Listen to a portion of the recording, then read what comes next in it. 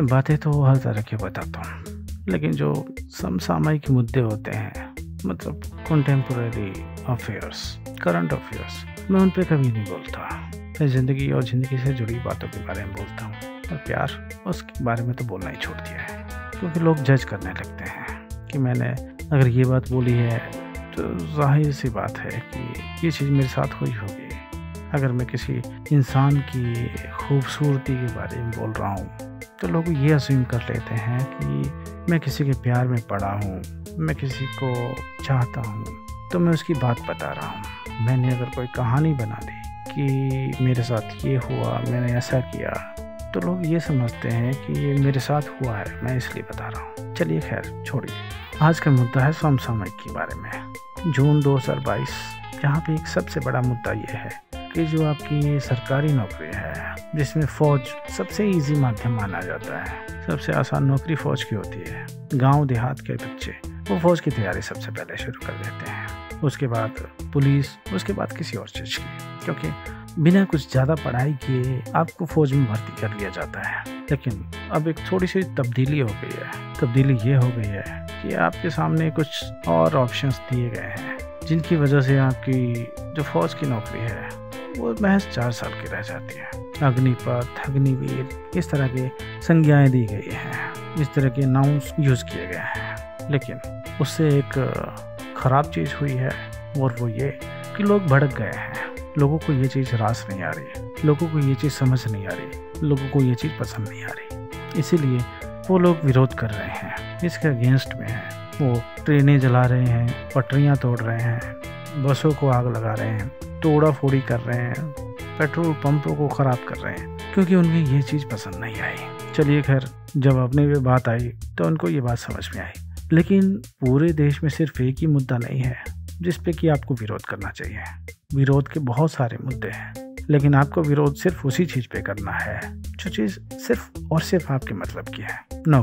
नौकरी जो कि 10-15 सालों के लिए होती थी, उसको 4 साल का बना दिया गया, इसलिए आपको तकलीफ हो रही है। अरे जनाब, जब आपको विरोधी करना है, आप ये सोचते हैं कि मैं ट्रेनों को आग लगा के और इतने सारे उपद्रव करके सरकार को आप झुका लेंगे, सरकार को मना लेंगे, सरकार को अपने हिसाब से चला लेंगे, तो फिर सरकार क्या करेगी?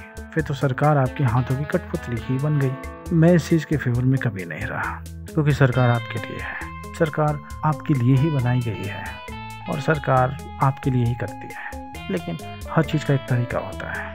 आप इस चीज़ को मुद्दे की तरह उठाएं, आप अपने जन प्रदेश के जो पार्षद हैं उनसे ये बात कहें, वो उसको आगे बढ़ाएंगे, आपके विधायक इस बात को उठाएंगे, और इस तरीके से वो संसद में जाएगा, इस पर बहस होगी, इसके फ़ायदे और नुकसान के बारे में आपके प्रतिनिधि उसे बताएंगे। तो अगर आपको ये लगता है कि इस चीज़ से आप अपने सिस्टम को बदल लेंगे, तो गलतफहमी है। तो मुद्दे की बात यह है कि जब आपके ऊपर कोई चीज़ आती है तो आप उग्र हो जाते हो, लेकिन और सारी चीज़ें, महंगाई है उसके ऊपर आप नहीं बोलते, पेट्रोल है उसके ऊपर आप नहीं बोलते, रसोई कैसे है उसके ऊपर आप नहीं बोलते, और कई सारी ऐसी चीज़ें हैं जिनके ऊपर आप चुप हो जाते हैं। और आप जिस चीज़ के लिए तैयारी कर रहे हैं, आपको वो चीज़ बदलती हुई नज़र आती है, तो आपको गुस्सा आता है। तो ये आक्रोश आपको इस तरीके से उपद्रवी बना देता है कि आप पढ़ाई लिखाई और सारी चीज़ों को भूलकर आप एक गुंडे की तरह एक्ट करने लग जाते हैं। तो आप एक सीधे साधे सभ्य इंसान से गुंडे बन जाते हैं। आपको ये भी पता है कि सरकारी चीज़ों को, सरकारी संपत्तियों को विकृत करना वो भी एक अपराध है। अगर आप पकड़े जाते हैं, आप पे धाराएं लगती हैं, आपको पुलिस केस होता है, तो आपकी आने वाली जो नौकरियां हैं वो भी बाधित हो जाएगी, आपको कोई नौकरी नहीं मिल पाएगी। तो ऐसा क्यों करते हैं? क्या गुस्सा करने से, चीज़ें तोड़ने से चीज़ें सुधर जाएंगी? ऐसा बिल्कुल नहीं है। लेकिन कहने की बात यह है कि हर चीज़ का एक तरीका होता है। आप सीधे ही सरकार के पास जाकर सीधे नौकरी की डिमांड नहीं करते कि मैं इतना पढ़ा लिखा हूँ, मुझे नौकरी दो। आप उसके लिए तैयारी करते हैं। क्यों करते हैं? वहाँ पे आप तोड़ने फोड़ने क्यों नहीं जाते कि नहीं मैं तो लेके रहूँगा, अब मुझे नौकरी दीजिए, मैं पढ़ा लिखा हूँ, इस देश का नागरिक हूँ, मैं टैक्स देता हूँ, मैंने एजुकेशन फीस दी है, कई सारी चीज़ें। आप सरकार के हिसाब से चलते हैं। सरकार अपने हिसाब से नौकरियाँ चलाती है, फैसले भी अपने हिसाब से लेती है, किस नौकरी को क्या रखना है वो भी अपने हिसाब से लेती है। पेंशन की उम्र, रिटायरमेंट की एज 60 से 58 करनी है, पेंशन देनी है नहीं देनी, वो सब सरकारी मुद्दे हैं। सरकार को देखना होता है कि वो किस तरह से प्रॉफिट में चलेगी, प्रॉफिट किस तरह से होगा। जहाँ पे उसको नुकसान होता है तो उसे कुछ डिसीजन लेने पड़ते हैं, लेकिन वो डिसीजन उसके खुद के होते हैं, उस पर आपका कोई हक नहीं होता, कोई फैसला नहीं होता।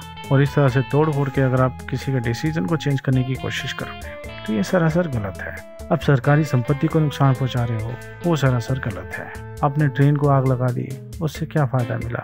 नुकसान हुआ लाखों का। क्या आपकी नौकरी बची? क्या आपकी पढ़ाई में आपको नौकरी मिली? नहीं मिली, नुकसान हुआ। आपने ट्रैक तोड़े, यातायात बाधित हुआ, आप ही के जानने वाले, आप ही के रिश्तेदार, किसी को इमरजेंसी में कहीं जाना है और ट्रेनें बंद हैं, तो आप कितना बड़ा नुकसान कर रहे हैं। मान लीजिए कर्फ्यू लग गया और किसी माता या बहन को कोई परेशानी होगी, उसे हॉस्पिटल जाना है, किसी की डिलीवरी है, तो क्या होगा? किसी को दिल का दौरा पड़ा और उसे हॉस्पिटल जाना है, तो क्या होगा? बहुत सारी ऐसी चीज़ें हैं जो हम बिना सोचे समझे कर देते हैं। और आप स्टूडेंट हैं, आपका दिमाग इस तरीके का है कि आपको जो चीज़ बताई जाएगी आप उसको ही सच मानने लगेंगे। आपको जो सिखाया जाएगा आप उसी को सही मानेंगे। आपको किसी भी तरीके से तोड़ा मरोड़ा जा सकता है, आपको किसी भी तरीके से कोई किसी भी रास्ते पे ले जाया जा सकता है। जो आतंकवादी बनते हैं, जिनके छोटे छोटे बच्चों के हाथों में बंदूकें थमाई जाती हैं, वो उनका कारण भी यही है, क्योंकि उनको इतनी समझ नहीं होती। उनको जो भी बता दिया जाएगा वो उसी चीज़ में अपना इंटरेस्ट दिखा देते हैं। उसी तरीके से आप हैं, आपको जो जिस तरीके से बता रहा है आप उस तरीके से बहक जा रहे हैं। आप अभी इमेच्योर हैं, ठीक है, 4 किताबें पढ़ ली हैं आपने, थोड़ा ज्ञान हो गया है, लेकिन उसे समझदारी नहीं आती। मैंने अपनी पुरानी वीडियो में ये भी कहा है कि पढ़ाई लिखाई से समझदारी ज़रूरी नहीं है कि आ ही जाए। समझदारी और पढ़ाई लिखाई दोनों अलग चीज़ें हैं। हमारे पूर्वज पहले स्कूल या कॉलेजेस में नहीं जाते थे, लेकिन फिर भी वो हमसे ज़्यादा समझदार थे। जिसने रामचरितमानस लिखी, जिसने रामायण लिखी, जिसने महाभारत रची, ये सब किसी स्कूल कॉलेजेस में नहीं पढ़ते थे, लेकिन फिर भी समझदार थे, हमसे ज़्यादा समझदार थे। कालिदास, बहुत सारे ऐसे एग्जाम्पल मिल जाएंगे जो कि स्कूल और कॉलेजेस में नहीं गए लेकिन समझदार थे। लेकिन आज स्कूल कॉलेजेस में जाने के बाद हम लोग बेरोजगार हैं, हम लोग उग्र हैं, हम लोग गुस्सैल हैं, हम लोग इम्पेशेंट हैं। तो फ़र्क क्या है, इसको देखने की ज़रूरत है। सिर्फ काले अक्षरों को पढ़ लेना ही ज्ञान नहीं होता, उनको समझना भी ज़रूरी होता है। जब आप उन अक्षरों के मतलब को समझेंगे तब आप सही मायने में इंसान होंगे। सिर्फ स्टूडेंट कह देने से स्टूडेंट नहीं हो जाता, स्टूडेंट बनना भी पड़ता है। और स्टूडेंट का मतलब ये होता है, और स्टूडेंट का मतलब होता है जो सीख रहा हो, सीखा हुआ नहीं। और आप जो स्टूडेंट हैं वो अपने आप को सीखा हुआ समझते हैं, अपने हिसाब से देश को चलाने की सोच रहे हैं। ट्रेन में आग लगाकर आप फैसले को बदलने की कोशिश कर रहे हैं, पटरियों को तोड़कर आप सिस्टम को चेंज करने की कोशिश कर रहे हैं, बिना कुछ सोचे समझे, बिना किसी रिजल्ट के। सरकार का जो भी अधिकार है उसमें वो सक्षम है, आप नहीं, क्योंकि उस सरकार को चलाने वाले कई लोग हैं, कई IAS हैं, आपसे बहुत ज़्यादा पढ़े लिखे लोग हैं। वो फैसले लेते हैं, उन्हें चेंज करना है, उन्हें सरकार चलानी है, देखना है कैसे मुनाफा आता है, कैसे मुनाफा हो सकता है, कैसे चीज़ें लोगों के लिए अच्छी हो सकती हैं। लेकिन आप अभी बच्चे हैं, पढ़ रहे हैं, सीख रहे हैं। अभी 5-7 साल आप नौकरी करेंगे तो और सीखेंगे, तो अभी आप सीख ही रहे हैं। और अपने आप को सीखा हुआ समझना ये बहुत बड़ी बेवकूफ़ी है। तो थोड़ा इसके बारे में सोचिए कि आप जो काम कर रहे हैं उससे कितना नुकसान हो रहा है, आपके खुद के लोगों को नुकसान हो रहा है, फ़ायदा हो रहा है या नहीं हो रहा है। कभी आपने सोचने की कोशिश की? फ़ायदा तो जाहिर सी बात है कि हो ही नहीं रहा है, हर जगह नुकसान। और ये समझदार इंसान के लक्षण नहीं है कि आप नुकसान करके अपने आप को फ़ायदेमंद समझ रहे हैं। तो इस चीज़ को ध्यान से देखिए, समझिए, जानिए आप कर क्या रहे हैं, कौन आपको बहका रहा है।